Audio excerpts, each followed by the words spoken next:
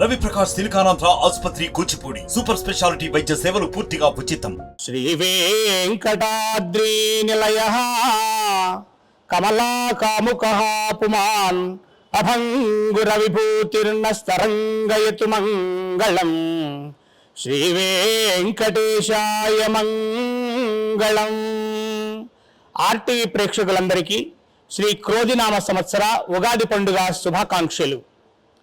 ఉగాది పంచాంగ శ్రవణ కార్యక్రమానికి శ్రోతలందరికీ స్వాగతం, సుస్వాగతం. శ్రీ క్రోధినామ సంవత్సరం యొక్క విశేషమైనటువంటి ఫలితాన్ని ముందుగా మనం తెలుసుకుందాం. క్రోధినామ సంవత్సరం గత పూర్వకాలము నుండి కూడా ఎన్నో సమస్యలను, ఎన్నో కష్టాలను తెచ్చిపెట్టినది. 1904, 1905లో మొదలైనటువంటి శ్రీ క్రోధినామ సంవత్సరం భయంకరమైనటువంటి రోగాలను తెచ్చిపెట్టినది, ప్రజలను అష్ట కష్టాలకు గురి చేసినది. తదుపరి 60 సంవత్సరాల తరువాత 1924, 25వ సంవత్సరంలో వచ్చినటువంటి ఈ క్రోధినామ సంవత్సరం భారతదేశ ప్రజలనే కాదు ప్రపంచ దేశాలను భయంకరమైన రోగాలతో గడగడలాడించినది. ఆ తరువాత 60 సంవత్సరాలకు మరలా ప్రవేశించినటువంటి 2024, 25 సంవత్సరానికి గాను ప్రవేశించినటువంటి శ్రీ క్రోధినామ సంవత్సరం మరలా ప్రపంచ దేశాలను భయపెట్టబోతోంది.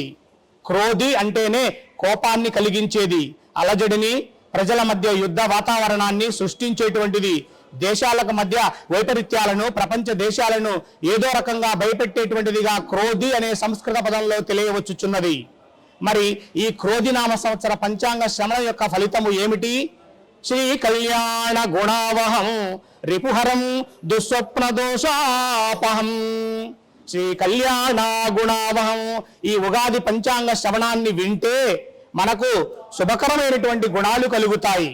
అలాగే రిపుహరం, మనకు పంచాంగ శ్రవణాన్ని వినడం వలన శత్రువులను దూరం చేస్తుంది. దుస్వప్న దోషాపహం. ఈ పంచాంగాన్ని వింటే కళలు, చెడు కళల నుండి మనకు ఉపశమనాన్ని కలిగిస్తుంది. ఆయుర్వృద్ధిదముత్తమం, మన ఆయువుని పెంచుతుంది ఈ పంచాంగ శ్రవణం. శుభకరం, శుభాన్ని కలిగిస్తుంది. సంతాన సంప్రత్పదం, సంతానము లేనటువంటి వారికి సంతాన భాగ్యాన్ని కలిగిస్తుంది ఈ ఉగాది పంచాంగ శ్రవణం. గంగా స్నాన విశేష పుణ్యఫలదం, పవిత్రమైన గంగా నదిలో స్నానమాచరించినటువంటి పరమ పవిత్రమైనటువంటి పునీతమైనటువంటి దేహాన్ని మనకు అందిస్తుంది పంచాంగ శ్రవణం. విశేష పుణ్యఫలదం నానా కర్మసు సాధనం, నానా కర్మసు సాధనం సముచితం పంచాంగమాకర్ణ్యతాం. ఈ పంచాంగాన్ని వినడం వలన శుభము జరుగుతుంది మానవులందరికీ కూడా. పంచాంగం అనగా ఏమి? 5 అంగములతో కూడినది. తిదిర్వారం చ నక్షత్ర యోగ కరణమేవా. తిది అని, వారమని, నక్షత్రమని, యోగమని, కరణమని 5 విధాలుగా ఈ జ్యోతిష్యము చెప్పబడినది. తిదేశ్చ శ్రియమాప్నోతి, తిది వలన శ్రియము కలుగుతుంది. వారాదాయుష్య వర్ధనం, వారము వలన మన ఆయువు పెరుగుతుంది. నక్షత్రాత్ హరతే పాపం, మంచి నక్షత్రంలో పనులు ప్రారంభించినట్లయితే సకల పాపముల నుండి మనం దూరం అవుతాము. యోగాత్ రోగ నివారణం, యోగమును అనుసరించడం వలన రోగములు నివారించబడతాయి. కరణాత్ కార్య సిద్ధిశ్చ, కరణం వలన కార్యములన్నీ సిద్ధించుచున్నాయి. ఇది పంచాంగ శ్రవణ ఫలం. ముందుగా మనం పంచాంగంలో ప్రవేశించుతున్నాం. ఈ క్రోధినామ సంవత్సరం అనేది 12 విషయాలను మనకు చక్కగా బోధించుచున్నది. ఈ సంవత్సరంలో రాజకీయ నాయకులను, పరిపాలించేటువంటి వారందరినీ కూడాను మార్చడానికి సిద్ధమవుతోంది ఈ యొక్క క్రోధినామ సంవత్సరం. ప్రజలందరూ కూడాను ప్రభుత్వంలో మార్పుని కోరుతున్నారు.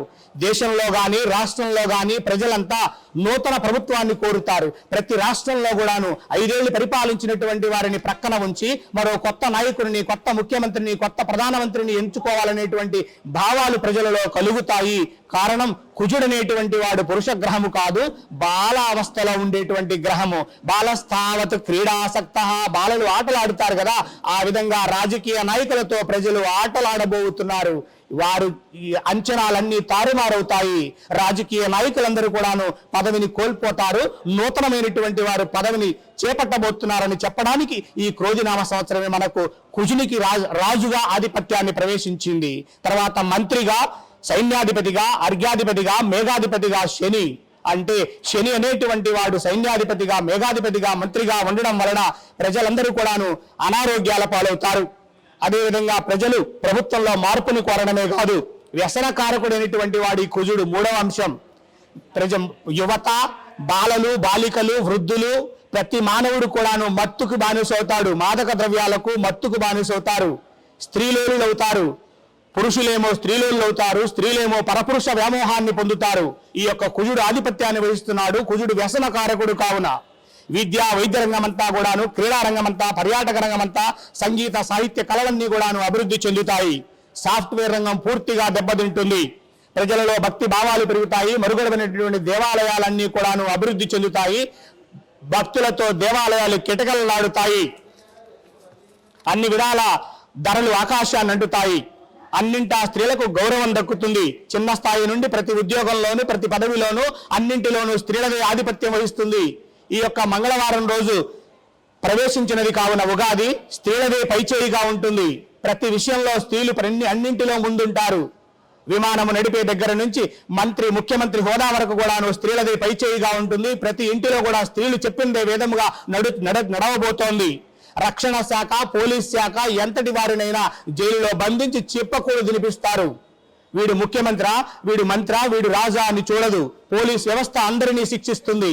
వారికి తోడుగా న్యాయ వ్యవస్థ తోడవుతుంది. పోలీస్ వ్యవస్థ, న్యాయ వ్యవస్థ న్యాయం, ధర్మం వైపు ఉంటారు. ఈ యొక్క క్రోధినామ సంవత్సరంలో పశుపాలకుడు యముడవడం వలన 2 కుంచెములు వర్షములు భూమి మీద పడతాయి. 9% వర్షములన్నీ సముద్రాల మీద, 9% అంతా కూడా పర్వతాల మీద. వర్షాల వలన ఈ రైతులకు ఏ విధమైనటువంటి ఉపయోగం లేకుండా ఉంటుంది.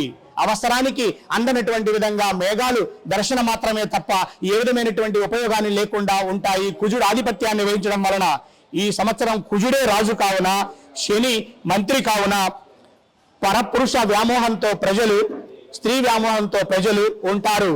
ఈ విధమైనటువంటి విధంగా ఉన్నది.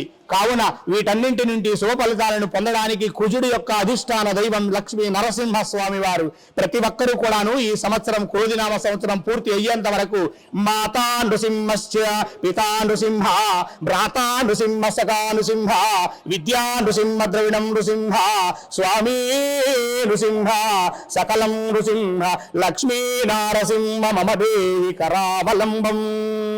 లేదా ఓం నమో నారాయణాయ మాధవాయ జనార్దనాయ హృషికేశాయ దామోదరాయ శ్రీ వెంకటేశాయ విష్ణు నామాన్ని స్మరించడం వలన ఈ క్రోధినామ సంవత్సరం అందరికీ శుభ ఫలితాలను కలుగజేస్తుంది.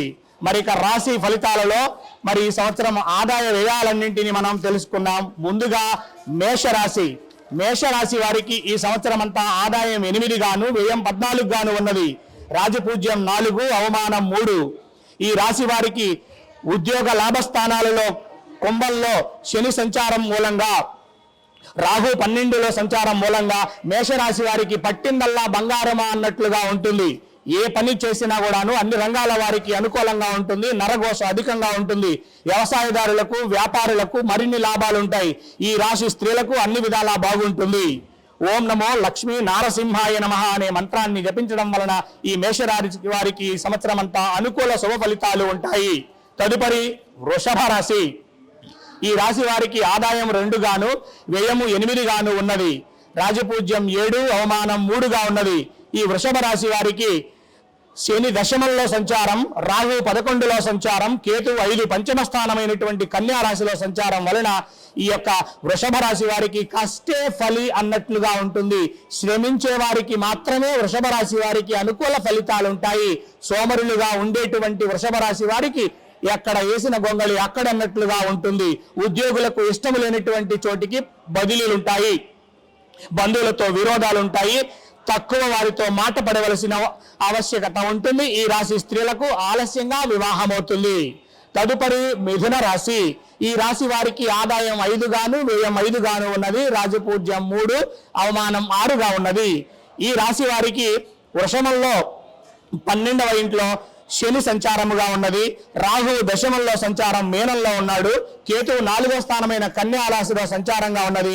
ఈ రాశి వారికి శుభము అశుభము 2గా ఉన్నది. ఎవరైతే లక్ష్మీ నరసింహస్వామి వారి ధ్యానంలో ఉంటారో వారికి శుభము జరుగుతుంది. ఎవరైతే లక్ష్మీ నరసింహస్వామిని కాదని చెప్పి మిథున రాశి వారు మరొక దైవాన్ని ఆరాధిస్తారో వారికి మిశ్రమ ఫలితాలు ఉంటాయి, అశుభ ఫలితాలు ఉంటాయి. కావున ఈ యొక్క మిథున రాశి వారు ఈ సంవత్సరం అంతా పేరు ప్రతిష్టలు సంపాదించాలన్నా, విద్యార్థులు మొండిగా ర్యాంకులు సాధించాలన్నా, ఐఏఎస్ ఐపీఎస్ లాంటి ప్రతిష్టాత్మకమైనటువంటి పదవులలో వీళ్ళంతా మార్కులు తెచ్చుకోవాలన్నా కూడాను విష్ణు దైవాన్ని ఆరాధించడం వలన శుభ ఫలితాలు ఉంటాయి. తదుపరి కర్కాటక రాశి. ఈ రాశి వారికి ఆదాయం 14, వ్యయం 2గానున్నది. రాజపూజ్యం 6, అవమానం 6గా ఉన్నది. ఈ రాశి వారికి మేషంలో అనగా వీరి లాభస్థానంలో గురువు సువర్ణమూర్తిగా సంచారం కావున అనుకున్న పనులన్నీ సవ్యంగా పూర్తి చేయగలుగుతారు. వ్యాపారులు ఊహించిన దానికంటే మరిన్ని రెట్టింపు లాభాలను పొందగలుగుతారు.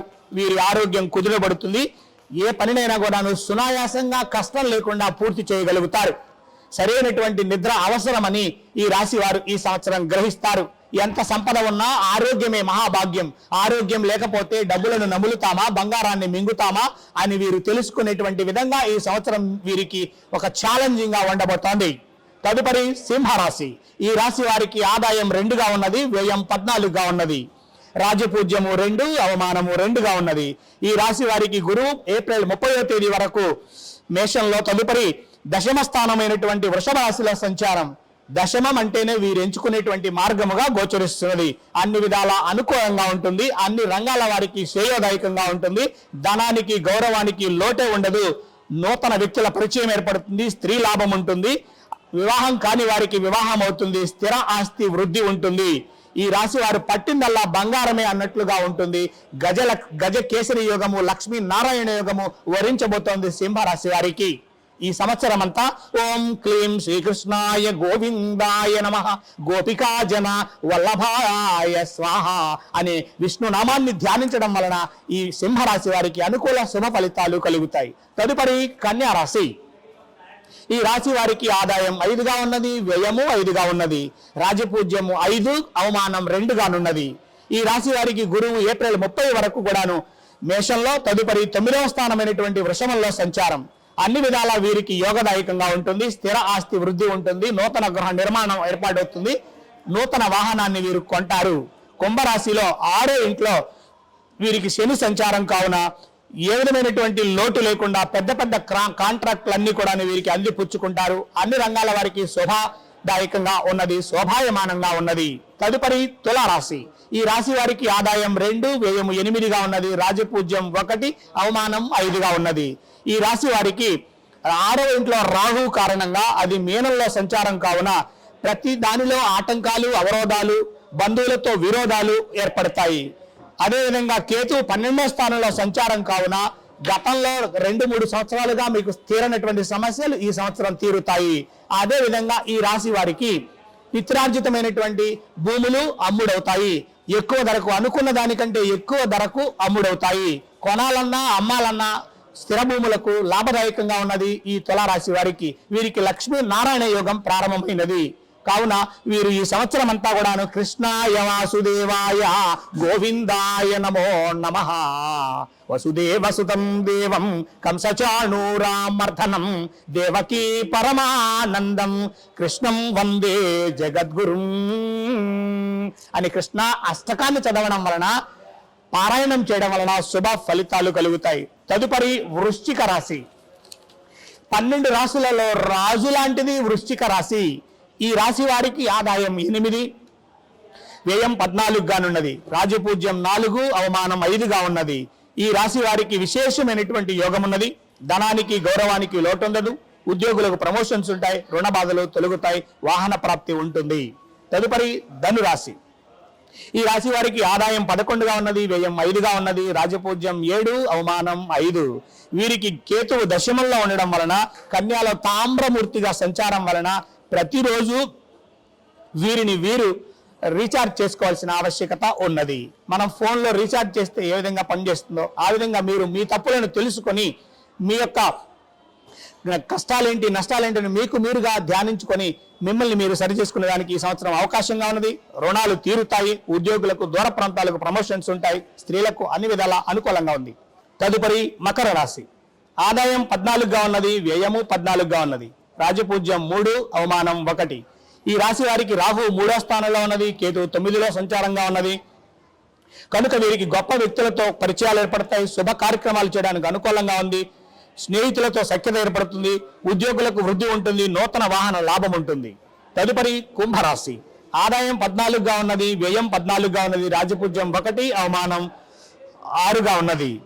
వీరికి శని 1వ స్థానంలో ఉండడం వలన ముందు నొయ్యి వెనక గొయ్యిగా ఉన్నది. శని బాధలు తీవ్రంగా ఉంటాయి. రాహు 2లో ఉండడం వలన మీనరాశిలో సంచారం వలన శరీర అనారోగ్యం ఉంటుంది. వ్యాపారులకు చిక్కులు ఏర్పడతాయి. తదుపరి మీనరాశి.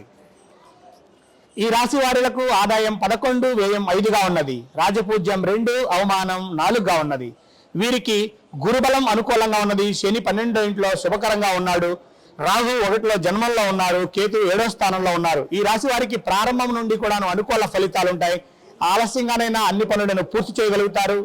సంపాదించిన దాన్ని నిలబెట్టుకోవడానికి, స్థిర ఆస్తి వృద్ధి చేయడానికి ఈ మీనరాశి వారికి అనుకూలంగా ఉన్నది. వివాహం కాని స్త్రీలకు వివాహం అవుతుంది. సంతానం లేని వారికి సంతాన భాగ్యం కలుగుతుంది. ఈ రాశి వారు శని, రాహు, కేతులకు జపం చేయడం వలన, లక్ష్మీ నరసింహస్వామిని ధ్యానించడం వలన శుభ ఫలితాలుంటాయి. శ్రీమత్తయో నిధినికేతన చక్రపాణి భోగీంద్ర భోగమణిరంజిత విశ్వమూర్తి యోగీశ శాశ్వత శరణ్య భవాబ్దిపోత లక్ష్మీ నృసింహ మమ దేహి కరావలంబం. లక్ష్మీ నృసింహుని కరావలంబం స్తోత్ర పారాయణం వలన మరిన్ని శుభ ఫలితాలు ఉంటాయి. ఇది ఈ సంవత్సరం ఉగాది పంచాంగ శ్రవణం. ప్రేక్షకులకు, వీక్షించిన వారందరికీ శుభము కలుగాక. సర్వే భవంతు సుఖినః, సర్వే భద్రాణి పశ్యంతు, మా కశ్చిన్ దుఃఖభాగ్ భవేత్. అందరికీ శుభములు, ఐశ్వర్యములు కలుగుగాక. ఓం నమో లక్ష్మీ నారసింహాయ నమః. మరిన్ని వీడియోస్ కోసం ఛానల్ ని సబ్స్క్రైబ్ చేయండి. లేటెస్ట్ అప్డేట్స్ కోసం వాట్సాప్ ఛానల్ ని ఫాలో చేయండి. అండ్ లింక్ డిస్క్రిప్షన్ లో ఉంది.